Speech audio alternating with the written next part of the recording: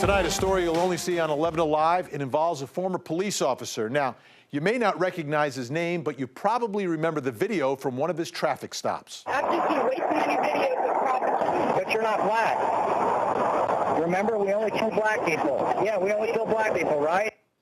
Before that video ever shocked the nation, that same police officer flat out denied this other arrest even happened, an arrest that put an innocent driver in jail. Well, now only 11 Alive Chief Investigator Brendan Keefe has tracked down the hidden files, revealing Cobb County Police were more concerned about the department's reputation than arresting innocent drivers. You don't smoke marijuana? I do not. Okay. You don't consume any marijuana or nothing like that? I don't. Well, I believe you have. Okay, I need to borrow your arm real quick, okay?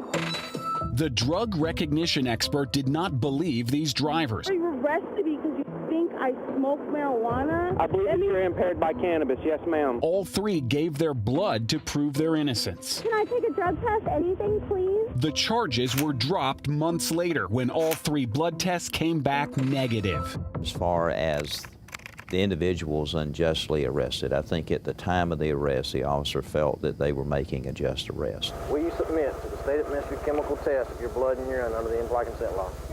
That test also came back negative 10 years ago. Cobb County Police have known about this problem for at least a decade. Lab tests for marijuana are notoriously unreliable for proving or disproving impairment. Studies show there's no amount that affects every user the same way. Internal affairs investigations show Cobb County consistently questions negative lab results, not its drug recognition experts. The officer's opinion based on his training is more accurate at detecting impairment of marijuana in a driver than the blood test. Is that your understanding? We have to base our ability to prosecute on the threshold of the law. And when the evidence or the circumstances does not meet that threshold, then the person should not be prosecuted. Publicly, the department announced a policy change after our investigation, no longer jailing suspected cannabis-impaired drivers. But privately, Cobb County was in damage control. In an internal email, an official wrote, the department has taken quite a negative PR hit because of this story. Our Facebook page has been blowing up with tons of negative comments. This time you're being taken into custody, okay, for DUI drugs. Right after our story and a full year after Caitlin Ebner's arrest, Cobb County had the crime lab check her blood a second time. The GBI was asked to use a more sensitive test for the components of THC. Again, the crime lab reported negative across the board.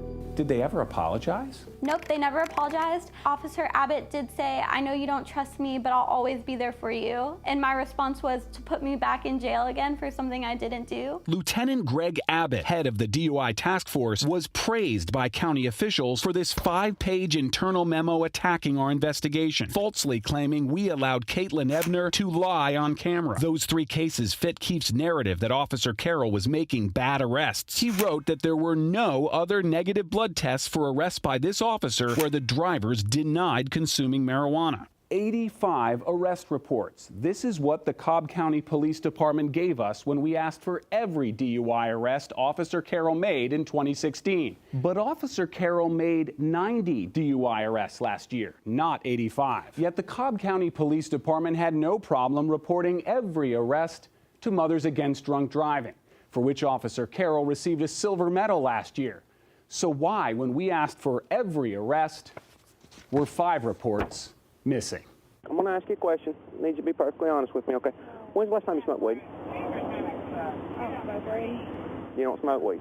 No, you can drug test me, you can make me paint a cup. I don't smoke weed, I have a kid. So. This is one of the cases Cobb County didn't tell us about, shown here for the first time. You're giving me signs of ingestion of marijuana, okay? Young mother Brittany Penwell, a 4th arrest by Officer Carroll. Most people tell me that they don't, but ma'am, I believe based on my observation that you have consumed marijuana, okay, that the points made you an impaired and less safe driver, all right? Her blood test also came back negative, her case dismissed and automatically expunged. Back in March, a police captain certified in writing there were no other reports excluded due to expungements. The department gave the 11 Alive investigators this drug recognition log for Officer Carroll, with much of the toxicology blacked out.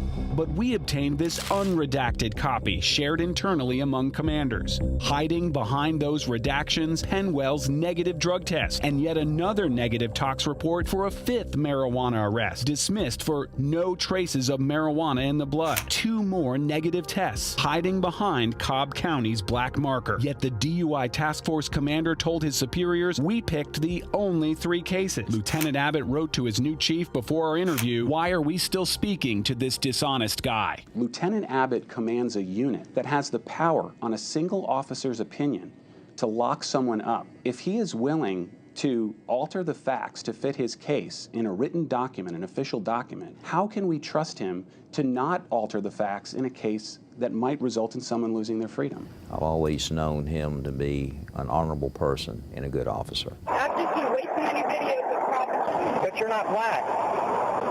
Remember, we only kill black people. Yeah, we only kill black people, right?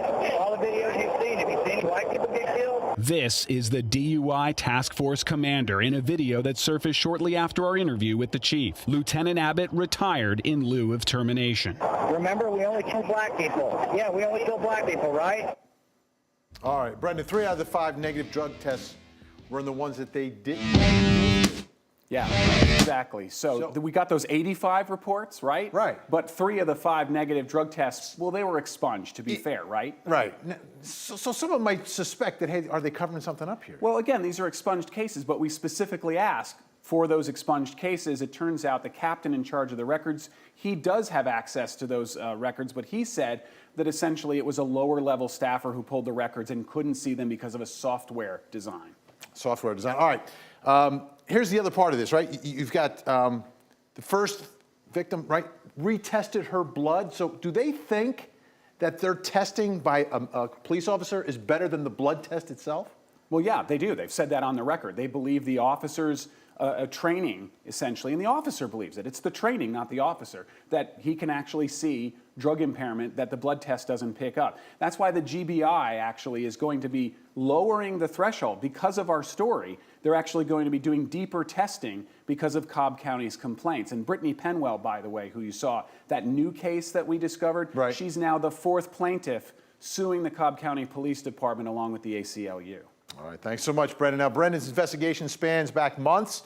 If you missed any of the series, you've got to watch it. They're all on 11alive.com. Just look for the story. It's right there on our homepage.